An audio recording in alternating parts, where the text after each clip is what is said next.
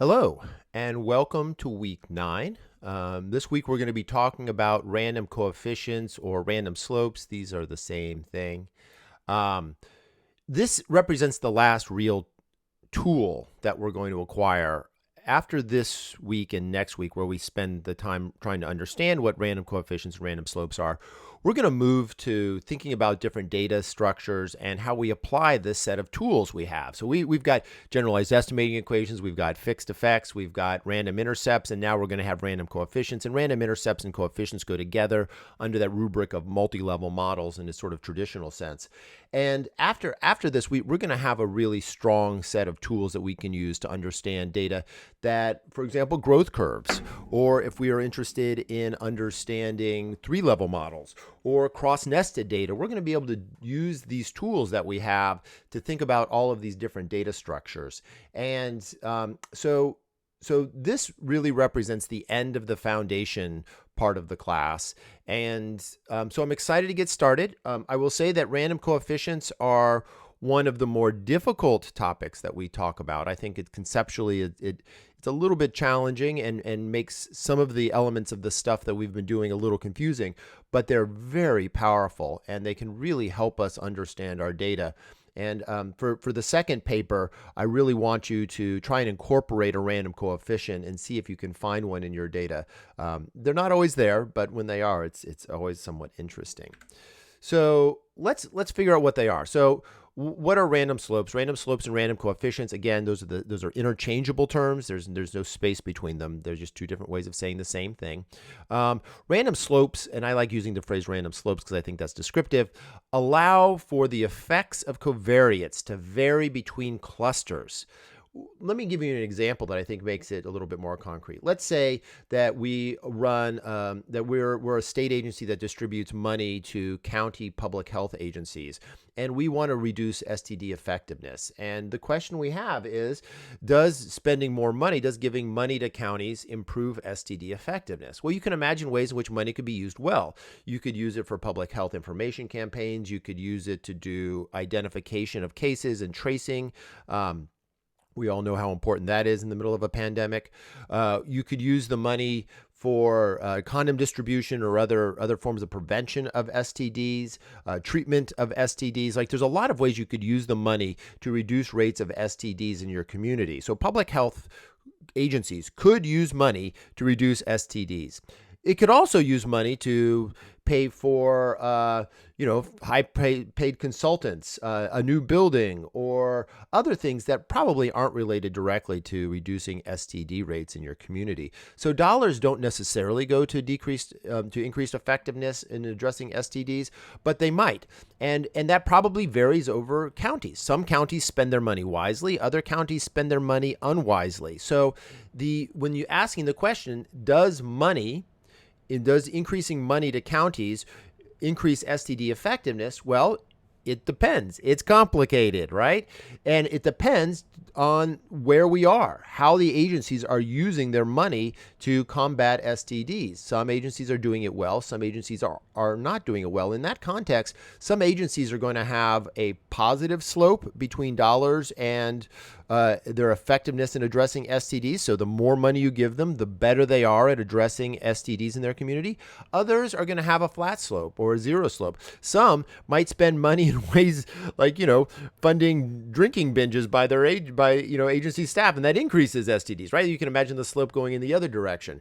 So the question of what is the direction and magnitude of the slope for money or dollars spent by a county on rates of STDs, it can vary. And that's what random slopes allow us to do. We don't have one slope now. We have a slope for each county. A slope for each county. Just like we have an intercept for each county, we can have a slope for each county. All right, so let's take a look at this. So let's start with a simple regression equation where we are predicting some dependent variable. We have an intercept. And the intercept, you'll notice, is for each each cluster unit has its own intercept. And then here we have a slope for some coefficient, and then we have the error term, right? Well, because the data is nested, we could just run a separate regression for each unit. And here's the equations for that, right? So we start with the first unit, then we go to the second unit, and we go all the way down to the jth unit, right? So each unit, so if we imagine counties or we imagine classrooms, it doesn't really work so well with persons unless you have a lot of observations of persons. But if you had students in a classroom, you could model the effect of each classroom. And that allows us to get a separate slope for each one and a separate intercept for each one, right? So each nested unit, each classroom gets its own intercept and its own slope, own intercept, own slope, right? So let's do that. So the data come from, these are, it's a test given to UK students in high school. They call it secondary school. And it includes the student ID, the school ID, the scores, which are z-transform scores multiplied by 10. And they're just some composite test score of academic effectiveness. And then we have a score of a reading score for before they got, that's not score, it's score, that they have a reading score that they had in primary school. So this is what in America we call elementary school reading scores. And then we have some other kinds of variables that I don't think we're gonna work with here. So we're gonna focus on predicting their secondary school scores as a function of their initial reading scores. And the research question here is related to school effectiveness. Schools that take students that performed well in elementary school, or primary school as the English call it, and then perform well in high school have done essentially nothing other than take good students and keep them as good students. On the other hand, schools that take kids that had low reading scores and improve their reading scores are adding value to the students. So it's not hard to teach good students. I have that privilege, but other people teach students that are less motivated and are harder to engage, or maybe have some socioeconomic challenges that they have to face. Schools that can address those challenges are performing better than schools that merely take good school students and keep them as good students. So the idea here is that schools that perform well on testing differ in terms of their effectiveness. Some schools took low-performing students and turned them into high-performing students. Some schools took high-performing students and kept them as high-performing students, and we don't think of those as the same. Those are different kinds of schools. One school added value, one school merely maintained value, and we think of those as somewhat different. So what we would do here is run a simple regression, and I've noticed here I say if school equals 1. So this is just for school 1. We have 73 students in the school, and we have a coefficient for reading scores. And what this tells me, and because these are, because I know the scale of this, these are both z scores, right? So 1 and multiplied by 10. So 10 units represents a standard deviation. So for each 1 unit change in reading score, 70% of that gets passed on to the high school score here. So a 1 unit change, a 1 unit increase in elementary school scores gets transferred 70% to the score on the high school graduation exam. So that's a measure of effectiveness of this school, but it's hard to know exactly what's going on. Right. So we can look at the picture of what that regression equation looks like, right? There's a slope here, and that is 0.7, right? So a 1 unit change, that's not a 1 unit change. A 1 unit change is what? Here. I can't draw that small of a thing. But a 1 unit change in the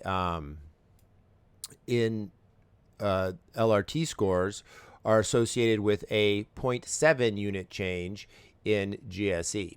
And you see the scatter plot, the regression looks pretty good. There's a pretty consistent relationship, not surprising. Students that do well in elementary school tend to do well in high school. So there's a pretty direct transference of that. But that's one school, right? We could do that for all of the schools. And so here we have a school that transfers 76%. Here's a school that only transfers 57%. Here's a school that transfers 76%.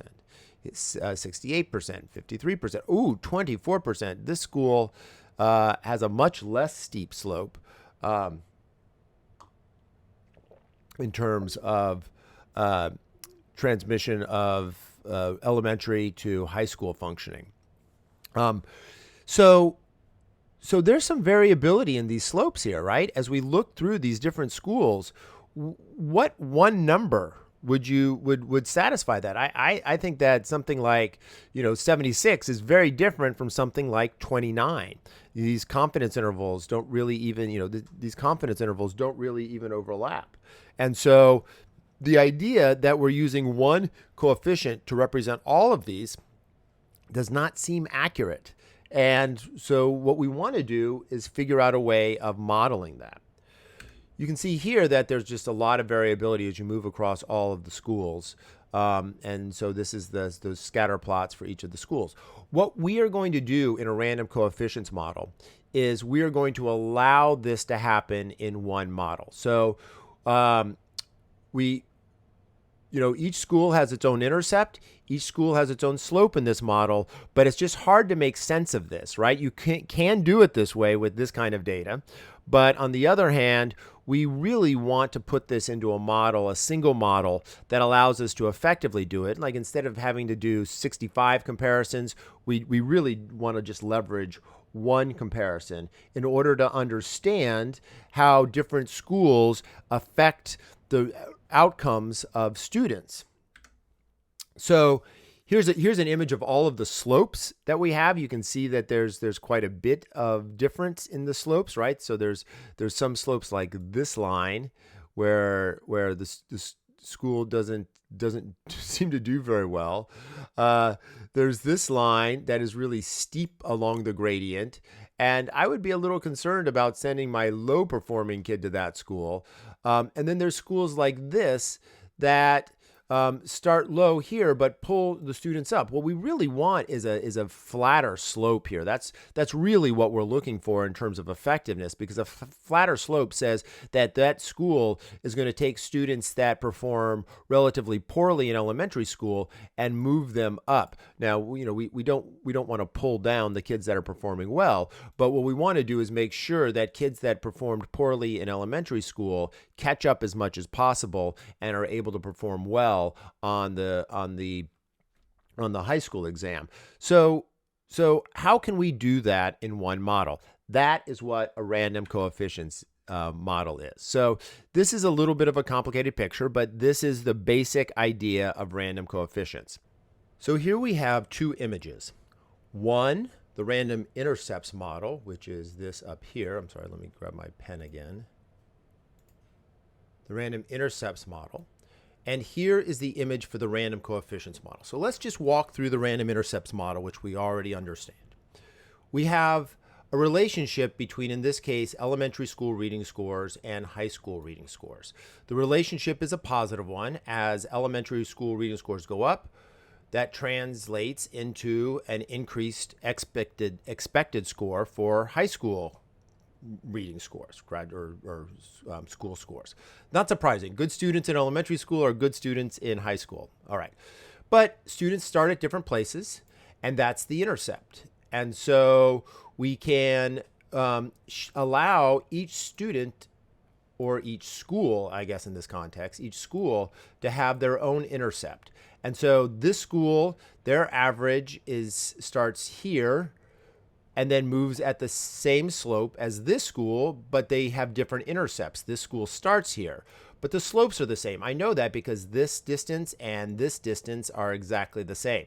These lines are parallel. So with random intercepts, what we have is a bunch of parallel lines that do not allow this slope to vary. The relationship between reading in elementary school and reading in high school is the same for all the schools. It's just the level at which they start differs. And that's the random intercept model. And we can see that here. We have the grand mean and the individual school deviation from the grand mean in the form of our random intercept. Now you will notice we've added something here. We've added the 1 to this random intercept, and that's because we are going to add a new random term. That is our random coefficient. So one way to specify it is like this, where we have the random coefficient added to the regular coefficient, the grand coefficient, if you will. Another way to think about it is this, which is these are the same operationalizations of it, but I mean it's the same way that you put it in Stata or R or whatever. It's just a different way of thinking about it, where there's a mean slope and then a deviation from that mean slope for each cluster unit. So in this context, each class. So that's what this image down here is. So right, we have this line right here, which is this equation right here. So we have our grand intercept, the average, the weighted average of all of the other school intercepts, right? And then we have this slope for the relationship between reading and elementary school reading and high school graduation, and that's this line right here, right? So this is our beta 1 and this is our beta 2. What we are allowing is variation in that slope. So that's what we've added down here, where we have our random intercept and our random slope. And so one line can be like this, right? But another line, and that's just moved up. This line is this line moves up the random intercept, but it also can vary the difference in the random slope. So here is the parallel line. So this line is parallel to that line, and this is the slope of B2, but we add an additional amount to that slope in the form of zeta 2j. So this school gets a little bit of a steeper slope. That's what a random coefficient is. Not only do we vary by the intercept, but we also will allow the slope to vary. And that is a really cool trick. And it allows us to model data with a whole bunch more precision. But just like with random intercepts, we in order to get this to work, we have to make a lot of assumptions. So let's walk through those assumptions. Now, at this point, I'm listing these because we've talked about these. You've talked about them in your previous classes. As we just stack things on, we just have to make sure where we're clear, where correlations are allowed to happen and where they're not. So everything is conditioned on the x's, the zeta 1s, the random intercept, the zeta 2, the random coefficient, and our epsilon ij's are all assumed to be normally distributed with a mean 0. Not surprising at this point. You will note that the epsilons, right, are conditioned on both the zeta 1s and the zeta 2s, so both on the random intercept and on the random coefficient. The correlation between our error terms and our x's is 0. That's the independence assumption. And that is true also of our zeta 1s and our x's. That's, again, the independence assumption. But zeta 2s and x's also have to be independent, so we've added that. There's also no correlation between the zetas and the epsilons, each of the zetas, the random intercept and the random coefficients, are not allowed to be correlated with the epsilons. And again, this is just the independence assumption that we've always dealt with. You just used to have one thing here, right? Like there was just one thing to think about. Now there's all of these other things. But the rule is the same. After we have conditioned on our x's, these guys cannot be related to each other at all, with one exception. The zetas, the random intercepts, and the random coefficients are uncorrelated across cluster J, cluster J's, but they can be correlated within cluster J, and we will look at those correlations. What that means is that people that in schools with random intercepts can have a higher or lower random intercept can be associated with a higher or lower random coefficient, and we will explicitly model that. But that is within the cluster, right? That expresses a relationship within the cluster, not a relationship between the clusters. So between clusters, they are uncorrelated. Within cluster, they can be correlated. All right. So let's look at the output of a random coefficient model. In fact, let's head on over to Stata and let's run this model. So I'm going to grab this data and stick it in there. Can I just do one thing before we move on? I'll talk about this in the class a little bit too, but as I mentioned before, loops are an incredibly valuable tool. And that slide where I showed you all of those regressions, I just did it this way. I did a for num loop in Stata, a numless loop. And so what I'm doing is for each number, and this is a variable I name that I call num, of numlist, and that's a Stata command, numlist, like varlist, and there's some other Stata commands that in the for each series. And I'm saying for each number from 2 to 10, what I want you to do is regress the high school score on the elementary school if school equals, and then it'll start with 2 and then go to 3 and then go to 4 and then go to 5. So instead of writing out 9 equations here, 9 regressions, I just do it once with that loop. And when I run that, it just runs through and it does all of those regressions for me. So that's the loop thing. I'm telling you, you got to learn how to do loops in whatever programming language you're wanting to do, because it's going to be very, very hard to not do that.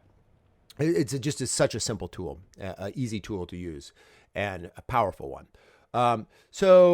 There's some other ways of getting some of the other graphs that I showed you there, but what I want to do is drop down to the random coefficients model. So here is our model.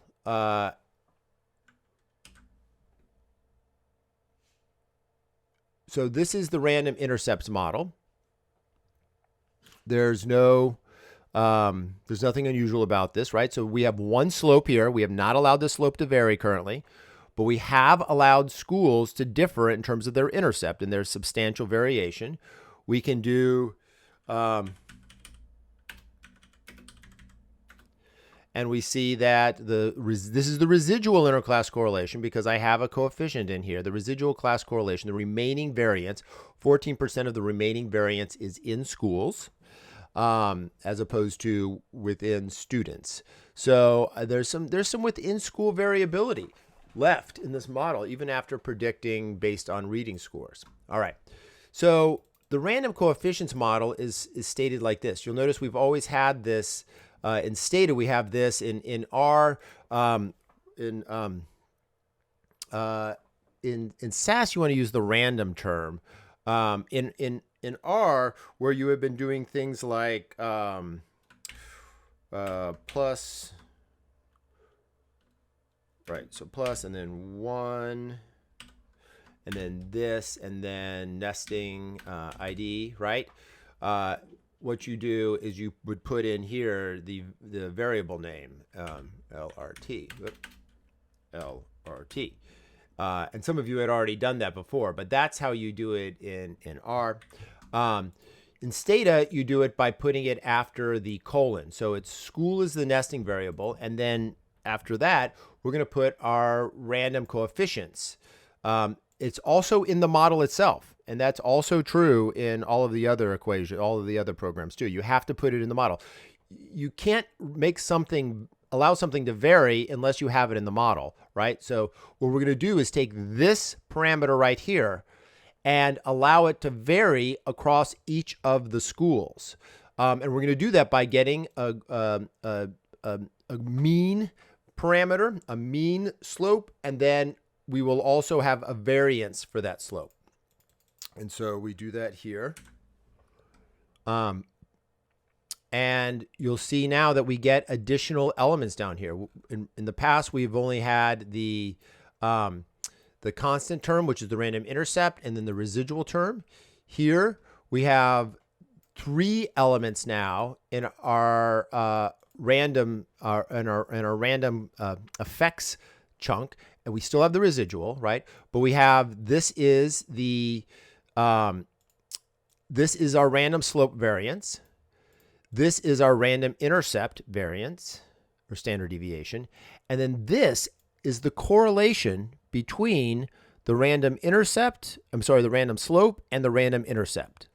So it's a correlation between the random intercept coefficient, and the random intercept coefficient intercept. And they vary at 50%. We'll talk about how to interpret that in a second. So here's the model as we just specified it. We have the random coefficient, the random intercept, and then the correlation between the random coefficient and the random intercept. You will note that here I said they can be correlated within cluster, and that's what this is. This is the within cluster correlation for intercepts and slopes. Okay, what does this mean? What does this term mean? Well, what this means, because this is a standard deviation, you have to make sure you got the standard deviation, not the variance. What this means is that this slope here, one standard deviation unit above it, means that this slope is going to be what? 67.67.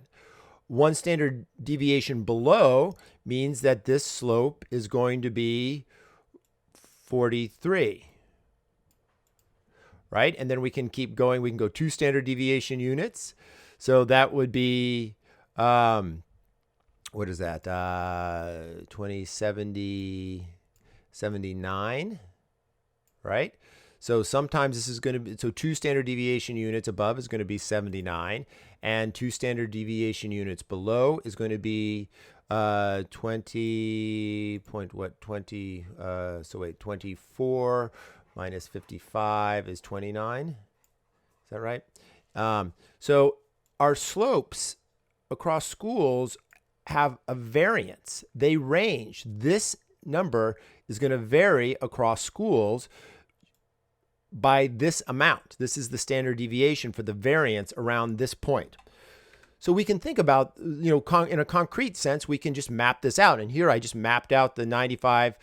So this is the lower slope, and this is the upper slope, right? So this is the range of these slopes. So somewhere in the middle here is that 55 number, and then these slopes are allowed to range over this.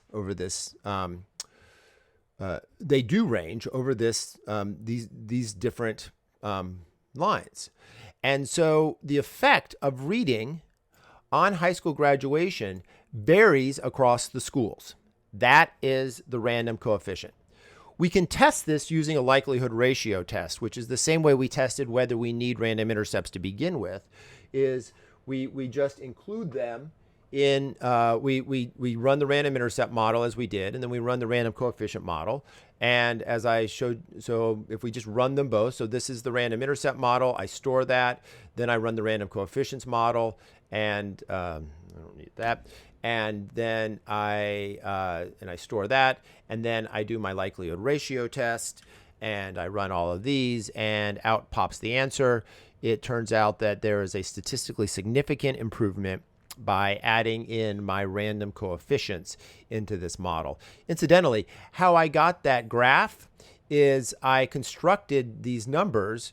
I just calculated. 1.96 is the 95% confidence interval, assuming a z-score. So I got these numbers, and then I plugged them in. You can see here I plugged this number right here, which is the so I ignored the variation in the slope, in the intercept, and just kept the variation in the coefficient. So this is my coefficient value. And then I said, well, sometimes it's going to be 1.96 lower, and this is my standard deviation, right? So this is the standard deviation from this model, right? So I'm taking this mean slope, putting it here, and I'm saying, well, the lower bound of the 95% confidence interval, so 1.96, that gets me the lower bound of a z-score. And then I said, this is the unit that it's on, right? So that's the standard deviation. And then I did it for the upper, so I added that number 2. And so, this is just how you do a z-score transformation and use it to calculate things. Well, we're doing that with the slope, and that's how I got that. And I just put those numbers in this function, and that's how I got the graph that I showed you earlier. Right? See, so this picture of this graph shows up, right? So it's pretty straightforward to do that. We can talk about that in class. All right. So now we have a test of our random coefficient, suggesting that including the random coefficient improves the statistical fit of the model. Now let's take a look back at that slope, so that correlation. So I had mentioned here that we have a correlation between our random coefficient and our random intercept, and here we have that. Let's talk a little bit about what this means. It's not the most straightforward interpretation, but what we are allowing is this is another variance covariance matrix, but this one is a little bit different than the one we've been talking about. In the past, we talked about a covariance matrix of the within subject error terms, and that we needed to model the within subject correlation somehow. And that's why we're doing this class in the first place. So this is our second form of variance covariance matrix. And this is a variance covariance matrix between it's within subject still, but it is between the random intercept and the random coefficient. So here's our random intercept variance. Here's our random coefficient variance. These guys are the same term because this is the covariance between them. So these are this term and this term are equal because the covariance of the random intercept with the random coefficient is the same as the covariance of the random coefficient with the random intercept. Anyways, this term is the same. These terms are different. You can see what each of these terms mean here. So this is the variance of our random intercept. Right? This is the variance of our random coefficient. And then this is the covariance. And each of these is this, so this is the intercept and the coefficient conditioned on the x's. This is the coefficient and the intercept conditioned on the x's. And again, these are the same terms. It's this that is the correlation. Covariance and correlation are just a scale different. And so this represents the relationship between the intercept and the coefficient. So let's think about what that relationship is. So there is a positive relationship between the intercept and the slope here. And here we have each of the intercepts in our model, and here we have each of the slopes in our model. Now these are I grabbed these out of that initial regression where we ran each of them independently. So I didn't calculate it based on the model that we just saw, but on the previous model. But here we have the slope on the y-axis and the intercept on the x-axis, and there's a positive relationship. What does this mean? This means schools with low scores, which is what the intercept represents, right, have less steep slopes. Schools with higher scores, let's take a typical one. Let's take one on the line, have steeper slopes. What does that mean? Well, that means that schools that have kids coming in performing poorly tend to have less change related to their initial starting point. They tend to stay very similar to where they started. Whereas schools that have that started relatively high in their initial score tend to have steeper gradients between the steeper gradients in the reading scores. Now, it's a little hard to understand exactly what that means. I would interpret that in the context of the work that we're doing here, that schools that have a lot of high-performing kids are sort of not doing that much to bring up the low-performing students, whereas schools that have lots of low-performing students are really working hard to get those low-performing students to do better.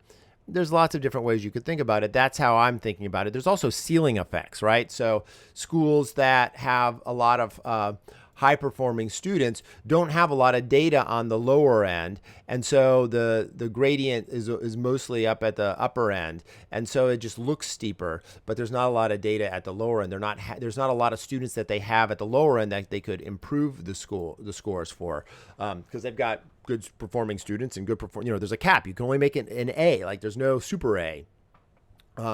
So this is the correlation between the intercept and the random coefficient is a little tough to interpret, because it's a meta construct. We will continue to talk about that as we go through. Suffice it to say, they're allowed to correlate. You can force them not to correlate. You have some options here, and many of the options are the same variance covariance matrix options that we had before. You'll notice that when I ran the equation, I specified that it was an unstructured relationship, so that I specified that it just estimates what they are, and that's the basic standard approach you want to have. Once you start getting more than one random coefficient, this becomes a more complicated question. We'll talk about that later. All righty. So one of the complicating factors that happens when you add random coefficients to the model is that understanding the variation in our model becomes much more confusing because it varies along the x.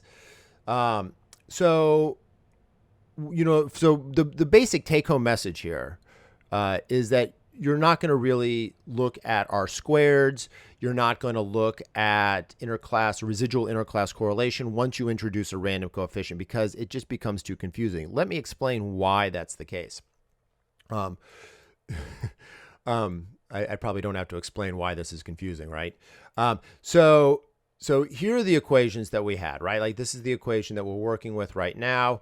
This is our LRT score. This is the zeta, which we haven't seen this zeta, but we have seen the variance for this zeta, right? We've seen the psi 2. And this is our random intercept. There should not be that term should not be there. Sorry, I need to change that. I'll change that before I send these slides out. So the random slope variance and the covariance between the slope and the intercept depend on the xij scale and the y scale. And that is a little bit confusing. So for example, if we have weight in kilograms and we're predicting growth in students or growth in kids over time, right? So we have their weight in kilograms and how much are they growing in time. The random intercept is in the unit of kilograms squared, but the random slope is in kilograms squared divided by years, over years. So that's the intercept and the slope is years squared. So this intercept slope thing is just very confusing. It's hard to figure out exactly what that is. And if you want more detail on the variance parameters here and how they're specified, you can look in the Sophia Rabe Hesketh book. She walks you through that. I don't necessarily want to walk through that. What I want to do is just show you the implication for this. Anytime you see a multiplicative term here, that's going to be a source of problems for us.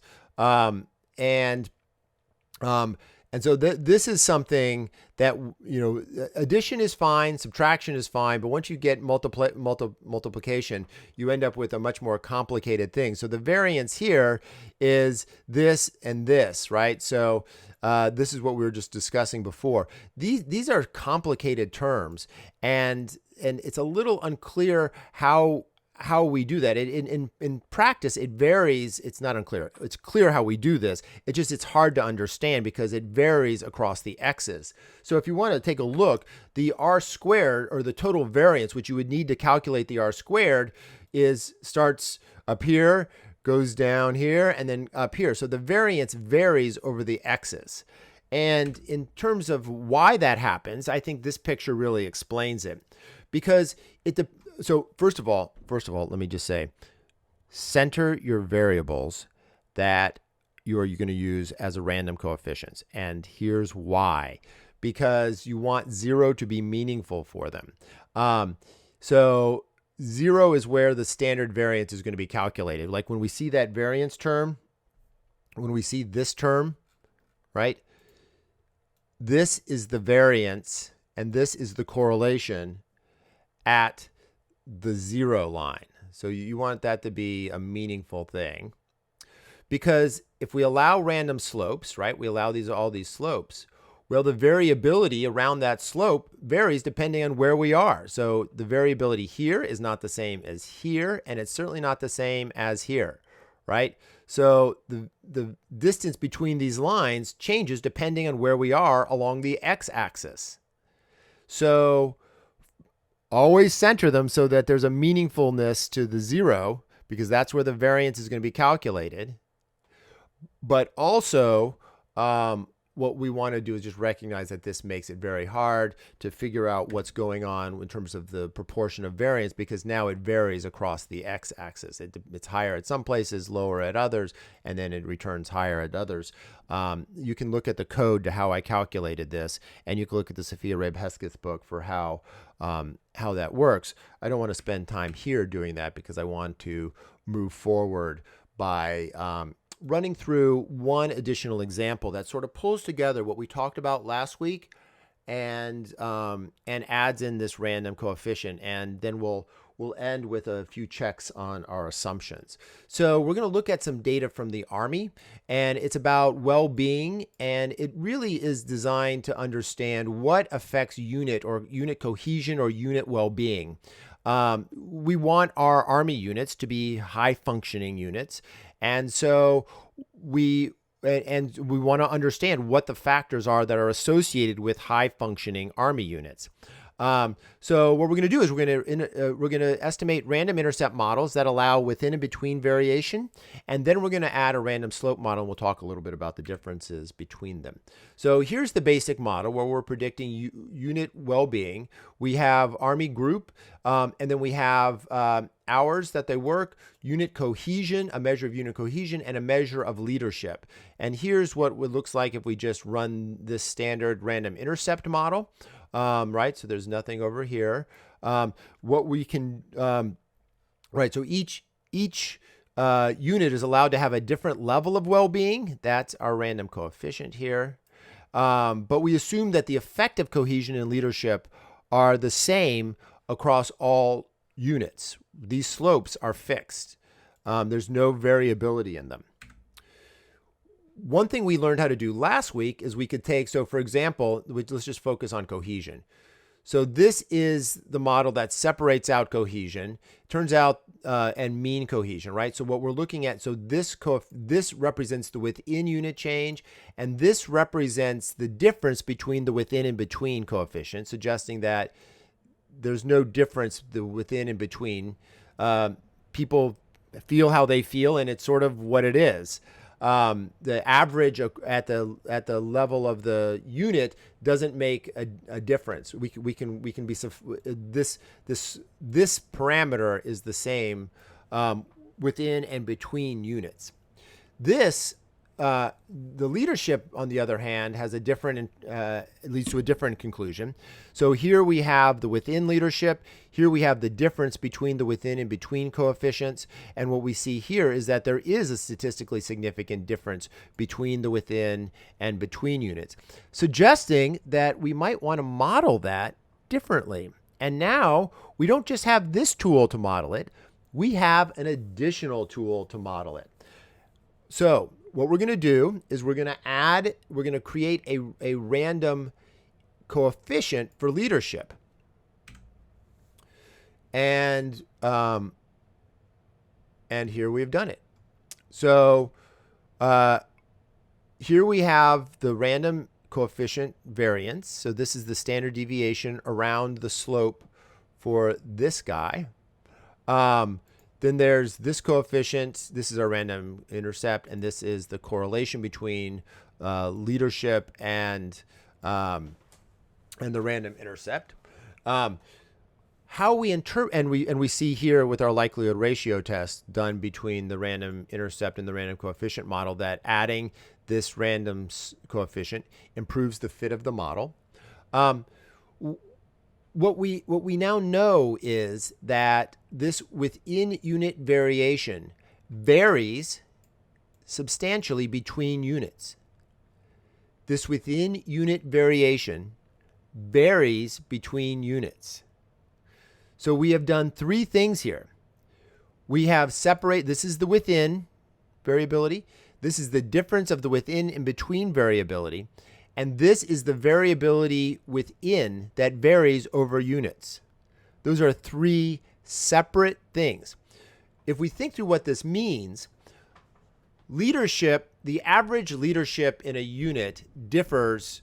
The effect of the leadership within a unit differs at the unit, allows us to compare units across each other. So Army Unit 1 and Army Unit 2 differ in their leadership, and that difference produces a difference in well-being. But people within that unit, individual soldiers within that unit, have their difference from the average score within their unit, right? So this is this is where the between is captured. So this is just within. So differences as people view their leadership better, their well-being goes up more. But that relationship between an individual's difference from their mean unit cohesion or mean unit belief in leadership and well-being differs across the units. That's a lot of differing differences.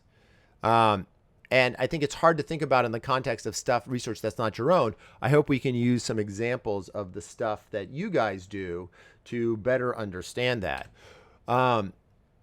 So just highlighting this confusing part about the total variance, it's hard to know what it is. This is the equation we would need to get the total variance, but that varies over leadership, right? And so that's just the key here, that this number is this number, right? This number is this number, and we used to combine that before, right? That was all the this plus this stuff, right? But now we have this term, which is this is variance. When you take the standard deviation, you actually get this. Right. So this is the variance term. I'm sorry, these are correct. That this varies over the x. So this is a much more complicated term in the context of a random coefficients model. So that's why we're not going to be looking at R-squareds or interclass or residual correlations once we have a random coefficient. Now, all of the same model assumptions apply here, and the same tools we have to check them exist here as well. We can look at, this is the random coefficient. We've estimated the random coefficients, and we've checked them for normality. This is the random intercept, and we check that for normality, and these are our standardized residuals. We check this for normality. So all of these give us an option for looking at the normality assumption. How well does the model perform?